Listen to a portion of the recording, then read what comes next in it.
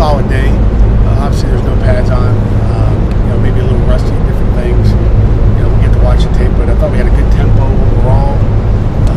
I'm looking at practice mechanics and moving around, and just some details that we got to clean up as far as that goes. And we'll just keep getting better every day in practice. So, questions?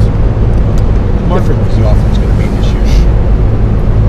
There's going to be there's going to be some similarities.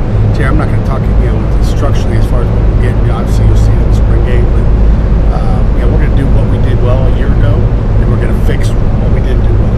That's that's simple. So if you're running the ball well, why change what you're doing? And if you're not throwing the ball, change and revamp that, and let's throw it the right way. I feel like 2 years ago there was an emphasis on carrying over a lot of the success you had on offense and trying to do a lot of the same things. Are you maybe giving Mark more free reign? Mark has free reigns, period. I mean, it's his offense, but no coaches, not smart enough to look at the tape and go, man, I really like that play. That looks good. Let's do that again. And then you look at that and you go, man, that doesn't look very good. Let's stop doing that. I mean, that's what coaches do. Like everybody says, if it's not broken, don't fix it. And, there's obviously a lot of things that we can fix, in all three phases of the game. And we're gonna, that's what we do in the offseason. That's what we've been doing since we got off the road in February. Is evaluating what we're doing offensively and defensively, and special teams. And we got books this thick on, just detailing out what we did on every single play. We evaluate every run, every pass, on both sides of the ball, every special team. So we got all kinds of stats. I could just give you guys books of them. So that's what we did in the offseason. Now we're out here to fix those things. Because we were looking guard. Wheeler looks good. He asked me down there during our field goal period, like, hey coach, how do I look? I was like, Rashad, I have no idea. I didn't just watch you. He's like, I thought you might have caught a play. But Rashad's excited, and we'll watch the tape, and that's what we'll do for the next 3.5 hours is evaluate the tape and see what improvements he needs to make. I said, ask Jimmy Morrison. Jimmy will know. Jimmy's like, he did pretty good. So Jimmy Morrison said he did pretty good. Why do you think he can make the transition? Why do I think?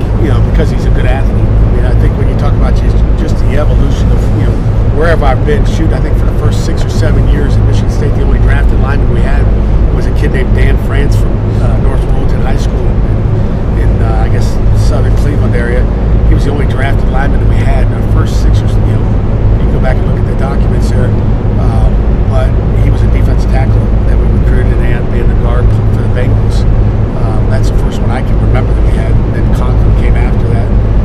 But D linemen that are big athletic guys that are they got great hands and great feet. I mean, he runs around really well, and it just adds to the athleticism. It's no different than a Mike Herndon. It adds to the athleticism of an offensive line. I think anytime you move a D tackle, we've had a lot of success through the years. What do you like about Phil's game to move from outside linebacker? You look at Sean Ido, who graduated. It was like we're always looking to see how we can get our best 11 players on the field, and we had the kind of safeties that we like, and Phil can always go back and play safety. Don't get me wrong, but we wanted to see he's just a physical football player, and he fits the mold. That position's kind of a hybrid safety outside linebacker. It's just really getting our best 11 on the field. And we got a lot of teaching to do with him, but I think it's going to be a great opportunity for him to get a lot more reps. And so, big picture wise, first talked to Mark, he said he got the quarterbacks, and they were kind of like, all right, what can we do now to catch Clemson in this?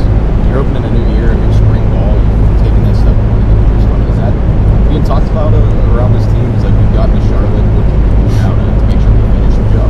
Yeah, I mean, I think that's kind of what you do. I mean, it's like we're going to be a little bit we're one step closer to where we want to be. There's a lot of teams that like to have been in that championship a year ago, but I think our guys kind of learned, and you hear little comments, not necessarily addressing it, but you're hearing comments from our kids like, Coach, we're taking it this year. It's like we're going to go get it. I think it's one thing to get there, it's another thing to win it. I think experience is everything. I think we've got to be there now. I think they're a little bit hungry to go take that next step.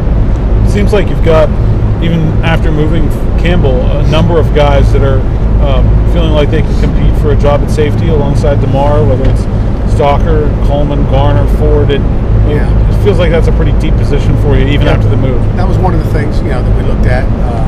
And again, like I said, Phil can still go back there and be a safety. I mean, if we had to play a game tomorrow, I would say Phil would be the starting safety because he's got the most experience. But that's, we got 15 days and we got all of August to get those guys right back there. But Stocker's, continually showed improvement through the years. Paris forward continues to get better. He's got more confidence.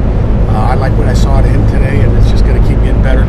Mentally, he's been really good in the classroom. We were going through kind of a video test yesterday with him. So he's worked hard at it, and he's just got to continue to work at it. So he knows what to do, but he's a playmaker. We know what Damara's done. And along the line with Paris, have you seen like a maturity light go off with him? He was telling us about how much more mature he is now. Have you seen a big growth in that regard? Yeah, and again, you see it on the field and off the field. And I'll just point this out. Like a week ago, he was. We got 2-week blocks for study hall. Forget football, because it's if you don't have discipline down here and you're not mature down here, you won't be mature up on the hill. But just I don't want to throw out his study hall hours, but he was short a couple hours. But we give you 2 weeks to get your hours in. So if you're supposed to have 8 hours, week 1 and 8 hours week 2, how many is that equal? 16 total. So he's got to get those hours in. Well, if he only gets 6 the first week, what's he got to get the second week? 10. So not only did Paris get 10, he got 12. He got 2 extra hours of study. Well, that shows maturity right there. It wasn't like, he wasn't, moaning about, I got to get 10 this week. He went and got 2 more. So that, to me, shows the maturity up there, which is going to transfer onto the field as well. So he's really grown up. I'm happy with where he is right now. That's what happens. Everybody takes a little bit longer. He's a great football player. He'll make a lot of plays. We just got to get him on the